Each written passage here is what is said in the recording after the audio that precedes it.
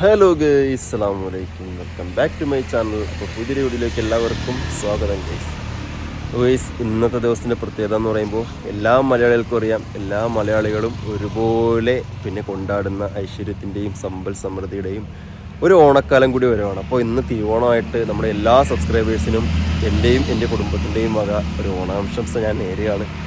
Okay, അപ്പോൾ നമ്മുടെ ഇന്നത്തെ ഒരു വിശേഷം എന്ന് പറയുമ്പോൾ നമ്മുടെ കഴിഞ്ഞ വീഡിയോയിൽ പറഞ്ഞായിരുന്നു എന്താണ് നമ്മുടെ ഓണത്തിന് കുറച്ച് സദ്യ ഉണ്ടാക്കൽ കാര്യങ്ങളൊക്കെ ആയിട്ട് എല്ലാവരും കുടുംബത്തോടൊപ്പം ഒന്ന് ആഘോഷിക്കുകയാണെന്ന് പറയുമ്പോൾ ഒന്നുമില്ല, വീട്ടിൽ ഞങ്ങൾ 4 അംഗങ്ങളുണ്ട്. പിന്നെ റമീസ് എത്തിയിട്ടില്ല, അവനിപ്പോൾ പട്ടാമ്പിലാണുള്ളത്. അവൻ ഇൻഷാല്ലാ 2 ദിവസം കഴിഞ്ഞ് അവനെത്തും.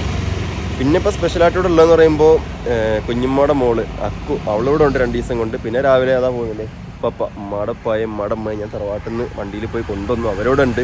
പിന്നെ കുറച്ച് കഴിയുമ്പോൾ ഉമ്മയുടെ സഹോദരനും വരും കേട്ടോ. അങ്ങനെ ഞങ്ങളൊരു 6-7 ആൾക്കാരെല്ലാം കൂടെ ചേർന്നിട്ട് ഇന്ന് നമ്മൾ വീട്ടിൽ ഫുഡ് ഉണ്ടാക്കി കഴിക്കുന്നതാണ്. അപ്പോൾ ഇന്ന് എന്താക്കുന്നത്, ഒരു ചെറിയൊരു ഇലയൊക്കെ വെട്ടി അതിനകത്ത് കുറച്ച് ചോറൊക്കെ ഉണ്ടാക്കി, പിന്നെ കുറച്ച് കൂട്ടം കറികളൊക്കെ അധികം, എന്നത്തേക്കാളും കുറച്ച് 2-3 കറികൾ അധികം ഉണ്ടാവും. അവിയൽ, പച്ചടി, കിച്ചടി, സാമ്പാർ, അങ്ങനെ കുറച്ച് കറികൾ അതൊക്കെ ഉണ്ടാക്കിയിട്ട് എന്താക്കുന്നത്, നമ്മൾ ചെറിയ രീതിക്ക് നമ്മളുടെ രീതിയിൽ ഉള്ളത് കൊണ്ട് ഓണം പോലെ എന്ന് പറഞ്ഞ് അതേ ചൊല്ലുപോലെ തന്നെ ഉള്ളത് കൊണ്ട് നമ്മളങ്ങനെ ഓണാഘോഷിക്കാൻ പോകണം മക്കളെ. അപ്പോൾ ഓണം പിന്നെ ആ ഒരു ബിൽഡപ്പിലൊന്നും അല്ല കേട്ടോ, അങ്ങനെ ആഘോഷിക്കുന്ന ആൾക്കാരൊക്കെ ഉണ്ട്. പക്ഷേ എന്താണ് നമ്മളുടേതായ രീതിക്ക് അത്രയേ ഉള്ളൂ ഞാൻ പറയുന്നത്. പിന്നെ ഞാൻ ഈ ഓണത്തിൻ്റെ കാര്യം പറയുമ്പോൾ ഒരുപാട് സബ്സ്ക്രൈബേഴ്സ്, ഒരുപാട് ആൾക്കാർ ഇങ്ങനെ എന്നോട് അതിൽ കമൻറ്റ് ചെയ്ത് ചോദിച്ചു, എന്താ നിങ്ങൾ ഓണം ആഘോഷിക്കുന്നത് എന്തിനാണ്, നീ ഹിന്ദു ആണോ എന്നൊക്കെ. ഒരിക്കലും ഓണം എന്നുള്ളൊരു കാര്യം പിന്നെ ഹിന്ദുക്കളുടേത് മാത്രമാണെന്ന് വിശ്വസിക്കുന്ന ആളല്ല ഞാൻ എൻ്റെ അഭിപ്രായം പറയുന്നതാണ്. നമ്മൾ കേരളത്തിലെ മാനവരാശി എല്ലാവരും ഒരുപോലെ ആഘോഷിക്കുന്ന കാര്യം ഞാൻ മുന്നേ പറഞ്ഞില്ലേ, അങ്ങനെയാണ് ഞാനത് കണക്ക് കൂട്ടുന്നത്. അപ്പോൾ അങ്ങനെ നോക്കുകയാണെന്നുണ്ടെങ്കിൽ നമ്മുടെ പിന്നെ നബിദിനം ഇനിയിപ്പോൾ ഇൻഷാല്ലാ നാളെ നബിദിനം വരികയാണ്. നബിദിനത്തിന് ഈ കമൻ്റ് ഇടുന്ന ആ ഭാഗത്തൊക്കെ എങ്ങനെയാണെന്ന് എനിക്ക് അറിയില്ല. പക്ഷെ നമ്മളിവിടെ എങ്ങനെയാണെന്ന് വെച്ച് കഴിഞ്ഞാൽ നബിദിന പരിപാടിക്ക് ഇതേപോലെ നമ്മുടെ റോഡ് സൈഡിൽ നമ്മുടെ കുട്ടികളുടെ മക്കളുടെ റാലി പോകുമ്പോൾ മുസ്ലിങ്ങളെക്കാൾ ഏറെ നമ്മുടെ ഭാഗത്തൊക്കെ ഉണ്ടല്ലോ ഹിന്ദുക്കൾ ഒരുപാട് ആൾക്കാരുണ്ടാവും. അതായത് പായസം തരാനും മധുരം നൽകാനും മുട്ടായി ബിസ്ക്കറ്റൊക്കെ തരാനും ഹിന്ദുക്കളൊക്കെ ഉണ്ടാവും. അപ്പോൾ അവർക്കെന്നാൽ പിന്നെ അങ്ങനെ നോക്കിയാൽ മതിയല്ലോ. അത് പിന്നെന്താണ് നബിദിനം എന്നുള്ളത് മുസ്ലിങ്ങളുടെ പരിപാടി മാത്രമാണ്. ഒരിക്കലല്ല, നമ്മളിവിടെയൊക്കെ മതസൗഹാർദ്ദമായിട്ട് എല്ലാവരും എല്ലാ പരിപാടിക്കും ഒരുമിച്ച് കൂടുന്നുണ്ട്. നമ്മളൊരു മതപ്രഭാഷണ ഒരു പരമ്പര വന്നു കഴിഞ്ഞാൽ നമ്മുടെ നാട്ടിൽ മുസ്ലിങ്ങളെക്കാൾ അകമഴിഞ്ഞ് ഹിന്ദുക്കളുണ്ടാവും. അതിനകത്തിപ്പോൾ അരി ദാനം ചെയ്യാനായാലും അല്ലെങ്കിൽ അതിൻ്റെ ഇറച്ചി ദാനം ചെയ്യാനായാലും അല്ലെങ്കിൽ അതിൻ്റെ ഓരോ അണിയറ പ്രവർത്തനത്തിനകത്ത് എല്ലാവരും അങ്ങനെ തന്നെ. അതേപോലെ തന്നെ നമ്മുടെ നാട്ടിൽ വേറൊരു ഉത്സവ പരിപാടി എന്നാലും തിരിച്ച് മുസ്ലിംസ് ആയാലും അങ്ങനെ തന്നെയാണ്. കാരണം നമ്മളെന്ന് പറയുമ്പോൾ മതസൗഹാർദ്ദമായിട്ട് എല്ലാ പരിപാടിക്കും എല്ലാത്തിനും അങ്ങനെയാണ് നമ്മൾ പോയിക്കൊണ്ടിരിക്കുന്നത്. എൻ്റെ കുഞ്ഞാൾ മുതലേ ഇപ്പോഴുവരെയും അങ്ങനെ തന്നെയാണ്. നമുക്ക് അങ്ങനെ ഫ്രണ്ട്സുകളും എല്ലാവരും ഒരുപാടുണ്ട്. അപ്പോൾ അതുകൊണ്ട് ഓണം എന്നുള്ളത് ഒരിക്കലും ഹിന്ദുക്കളുടെ മാത്രം ഒരു ആഘോഷമാണ് അല്ലെങ്കിൽ അവരുടെ മാത്രം ഒരു വിശേഷമാണെന്നുള്ള ആ ഒരു തെറ്റിദ്ധാരണ നിങ്ങളൊന്ന് മാറ്റണം. കാരണം എല്ലാവരും ഒരുമിച്ച് സന്തോഷത്തോടെ കൊണ്ടാടുന്ന ഒരു പരിപാടി, അത്രയേ ഉള്ളൂ. അതേപോലെ തന്നെ ഇപ്പോൾ ക്രിസ്മസ് നമ്മൾ ആഘോഷിക്കുന്നില്ല, ന്യൂ ഇയർ എല്ലാവരും അങ്ങനെ തന്നെ. അപ്പോൾ അത്രേ ഉള്ളൂ, ഞാൻ ജസ്റ്റ് ആ ഒരു കണ്ടപ്പോൾ പറഞ്ഞെന്നുള്ളൂ. അപ്പോൾ ഏതായാലും ബാക്കിയുള്ളവരൊക്കെ എവിടെയെന്ന് ചോദിച്ചു കഴിഞ്ഞാൽ എല്ലാവരും അടുക്കളയിലാണ്. എന്ന് എനിക്ക് തോന്നുന്നു ചക്കരയുടെ വക ഓണക്കറികൾ ഓണ സ്പെഷ്യൽ സദ്യയൊക്കെയാണെന്ന് തോന്നുന്നു. ഏതായാലും ഉമ്മായും ചക്കരയും പിന്നെ ഉമ്മ എല്ലാവരും അവിടെ കിച്ചണിലുണ്ട്. അപ്പോൾ ഏതായാലും അങ്ങോട്ട് നോക്കാം എന്തൊക്കെയാണ് ഇവിടെ ഉണ്ടാക്കണത്, രാവിലെ തന്നെ എന്താണ് ഓണത്തിൻ്റെ ഒരുക്കങ്ങൾ എന്നൊക്കെ നമുക്ക് നോക്കി നോക്കാം. വരി മക്കളെ, സദ്യ കഴിക്കാനുള്ള ഇല ഇവിടെ റെഡിയാണ് കേട്ടോ. ഇലയും സാധനങ്ങളൊക്കെ നമ്മൾ വാങ്ങിയതല്ല, നമ്മൾ നമ്മുടെ തോട്ടത്തിൽ തന്നെ വെട്ടിയതാണ്. അത്യാവശ്യം കുറേ ഇലകളുണ്ട്, വാഴയില ഉണ്ട്, അത് മതിയാവും. പിന്നെ ഇവിടെ എന്തൊക്കെയോ തോരനുള്ള കൂട്ടാണെന്ന് തോന്നുന്നു ഇവിടെ റെഡി ആയിട്ടുണ്ട്. അടുത്ത അവിയലിനുള്ള കൂട്ട് അതിവിടെ ഉണ്ട്. ഇത് രസത്തിനാണെന്ന് തോന്നുന്നു, ഇത് പരിപ്പിനായിരിക്കും. പിന്നെ അച്ചാർ, നല്ല കടുമാങ്ങ അച്ചാർ കേട്ടോ. ഓക്കെ, നല്ല അടിപൊളി അച്ചാർ. ഇന്നലെ അമ്മ ഇട്ടതാണ്. ഇന്നലെ ഞങ്ങൾ പിന്നെ സാധനങ്ങൾ വാങ്ങാൻ പോയപ്പോൾ നല്ല പച്ചമാങ്ങ വാങ്ങി കേട്ടോ. അപ്പോൾ അതിൽ ഉണ്ടാക്കി തന്നെ. അപ്പോൾ ബാക്കിയുള്ള എല്ലാവരും ഇവിടെ ഉണ്ട്. Hello happy Onam. ആ അമ്മ എന്തൊക്കെയുണ്ട് വിശേഷം? ഹാപ്പി ഓണം. സുഖം തന്നെ. തിരുവോണമാണ്. മിക്സി സുഖമാണ്, കുഴപ്പമൊന്നുമില്ല. ചക്കരെ എന്താണ് വിശേഷം? സുഖം. അക്കു എന്താണ് വിശേഷം? സുഖമാണ്. എന്താണ് ചക്കരെ, കൊല്ലത്തെ ആദ്യത്തെ തിരുവോണമല്ലേ? തിരുവോണമല്ല, കൊല്ലത്തെ ആദ്യത്തെ ഓണമല്ലേ ആഘോഷിക്കാൻ പോണത്? രാവിലെ എന്നിട്ട് അപ്പം ചൂടിയ രാവിലെ തിരുവോണമായിട്ട് എന്തൊക്കെയാണ് പിന്നെ കറികൾ ഇന്നത്തെ? എല്ലാ കറികളും ഉണ്ട്.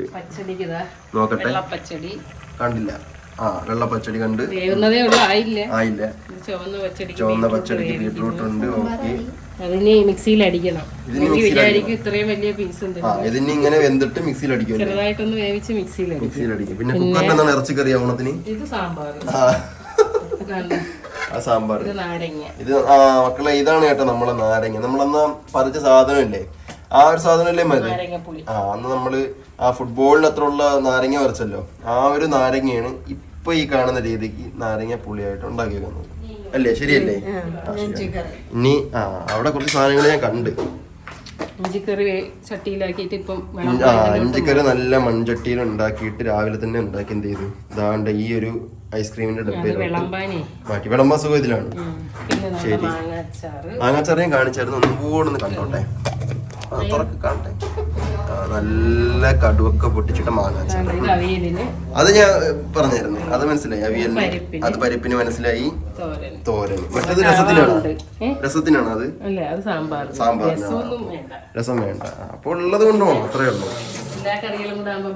മക്കളെ ഇപ്പം ഫുള്ള് ഇത്രയും കറികളൊക്കെ ഉണ്ടാക്കുന്നതിനുണ്ടോ, ഇതൊക്കെ ഒന്നായിട്ട് നാശമായിട്ട് കിടക്കണം. ഇനിയിപ്പോ അടുക്കള വൃത്തിയില്ല എന്നാലും പറയരുത്. ചോറ് പറയുമ്പോ എവിടെ വന്ന്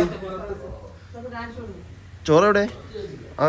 മക്കളെ ചോറ് ഇതാ പുറത്താണ് കേട്ടോ വെക്കുന്നത്. ഇത്രയും ആൾക്കാരുള്ളത് കൊണ്ട് എന്ത് ചെയ്ത് പുറത്ത് വെക്കുന്നത്. അടുപ്പില്ലെന്ന് വെച്ചാൽ അടുപ്പുണ്ട്, പക്ഷേ ഇവർക്ക് പുറത്ത് വെച്ചാൽ മാത്രമേ എന്തുള്ളൂ ഒരു സാറ്റിസ്ഫാക്ഷൻ ലെവൽ കിട്ടുള്ളൂ. ഓക്കെ, ചോറ് വെന്തുകൊണ്ടിരിക്കുകയാണേ, കണ്ടില്ലേ?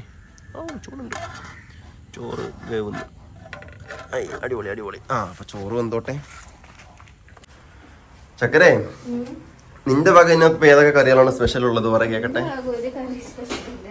എന്തേ പാലക്കാട് സ്പെഷ്യൽ കറികൾ ഉണ്ടാക്ക്.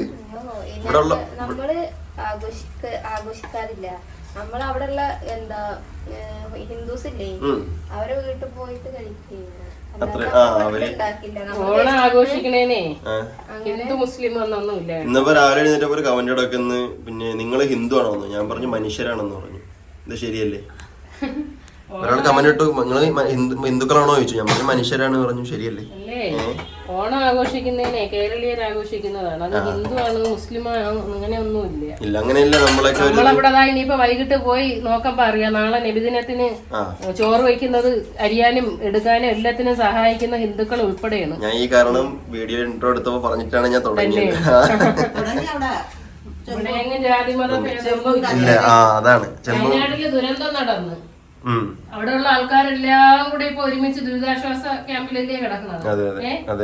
അതിലൊന്നും ഒരു കാര്യമില്ല. പിന്നെ നബിദിനത്തിന് ഹിന്ദുക്കള് കൊച്ചുങ്ങൾക്ക് മുട്ടായും ബിസ്ക്കറ്റും എല്ലാം കൊടുക്കും. അതാണ് ഞാൻ പറഞ്ഞത്. അവിടെ വെച്ച് കൊടുക്കും. വയനാട്ടിലൊരു ദുരന്തം വന്നതിന് ശേഷം ആര് ഹിന്ദുക്കളും മുസ്ലിങ്ങളും പറഞ്ഞിട്ട് വേറെ വേറെ കിടക്കുന്നില്ലല്ലോ. എല്ലാരും ഒരുമിച്ച് ഒരു കൂടെ കീഴിലാണ്. ദുരന്തം വന്നപ്പോൾ അവര് മുസ്ലിങ്ങൾ ഹിന്ദുക്കളെല്ലാം ഖബറിലല്ലോ കിടക്കുന്നത്. എല്ലാരെയും ഒരേ രീതിയിലല്ലേ അടക്കം ചെയ്തു. ഒരേ രീതിയിലാണ് അടക്കം ചെയ്തത്. ആൾക്കാരത് പഠിക്കണം. ജാതി മതം ആ ഒരു വേർതിരിവ് മനുഷ്യരെല്ലാം ഒന്നാണ്. മനുഷ്യൻ തന്നെയാണ് ജാതി മതമൊക്കെ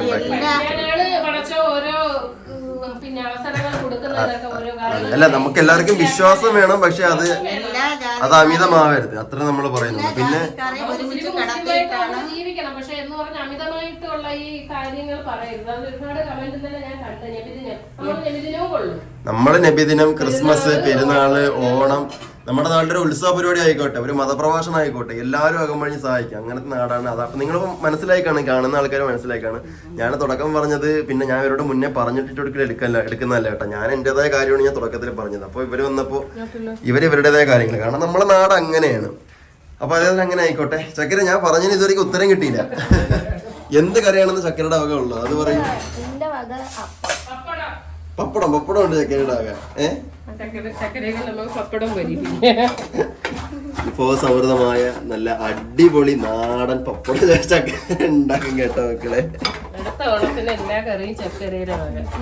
ഇൻഷാ അല്ലാഹ് അടുത്ത ഓണത്തിന് ഇവിടെ ഉത്രാടാകുമ്പോഴേ ചക്കര പറയും, ഉമ്മ നാളെ വീട് വരെ ഒന്ന് പോകണം, അർജന്റ് ആയിട്ട് അവിടെ ഒരു ആവശ്യം ഉണ്ടെന്ന്, പെട്ടെന്നൊന്ന് വീട് വരെ പോകേണ്ട ഒരു ആവശ്യം ഉണ്ടെന്ന് പറയും. ഓക്കെ, അപ്പൊ അങ്ങനെയാണ് കാര്യങ്ങളല്ലേ. ചക്കര നോക്കി പഠിച്ചു ഇതൊക്കെ. ഇൻഷാ അല്ലാഹ് അടുത്ത ഓണത്തിന് പറഞ്ഞ പോലെ നമുക്ക് കറികളാക്കാം. അല്ലെങ്കിൽ അടുത്ത ഓണമൊക്കെ ഉണ്ടാ ഒന്ന് സ്പീഡായാലും 28 ഓണമൊക്കെ വരികയല്ലേ, അതിനൊക്കെ ഒന്ന് സ്പീഡാക്കാം. ഇൻഷാ അല്ലാഹ് ഇനിയിപ്പോ വൈകുന്നേരം പിന്നെ ഇനിയിപ്പോ നബിദിനത്തിന്റെ അവിടെ ചോറ് വയ്ക്കൽ പരിപാടിയൊക്കെ തുടങ്ങിയല്ലോ അല്ലേ. പാത്രം എടുക്കലും അടുപ്പ് കൂട്ടലും കാര്യങ്ങളൊക്കെ തുടങ്ങി മക്കളെ. അപ്പൊ നാളെ നബിദിനം, ഇന്ന് തിരുവോണം. ചെമ്പുകളെല്ലാം പറക്കി കൊണ്ട് പോക്ക് തുടങ്ങി. അതായത് ഇവരെ വീട് എന്ന് പറയുന്നത് തൊള്ളിന്റെ തൊട്ടപ്പുറത്താണ് കേട്ടോ. അപ്പൊ ഇവർക്കൊക്കെ അവിടെ കാണാൻ പറ്റും. ഞാനിപ്പോ ഇവരെ എടുക്കുമ്പോ കണ്ടായിരുന്നു. പിന്നെ അവിടെ ആൾക്കാരൊക്കെ നിൽക്കുന്നുണ്ട്.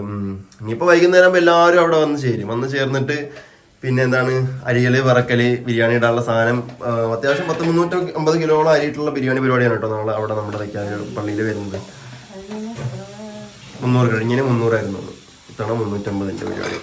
അപ്പോൾ ഏതായാലും ഒരു സൈഡിൽ നബിദിനം, ഒരു സൈഡിൽ ഓണം, എല്ലാ കാര്യങ്ങളും അൽഹംദുലില്ലാഹ് റാഹത്തായിട്ട് നടക്കുന്നുണ്ട്. ഓക്കെ, അങ്ങനെ മക്കളെ ഇവിടെ കണ്ടില്ലേ ഒക്കെ തകൃതിയില് ആഘോഷത്തില് സൂപ്പറായിട്ട് നടക്കുന്നുണ്ട് കേട്ടോ.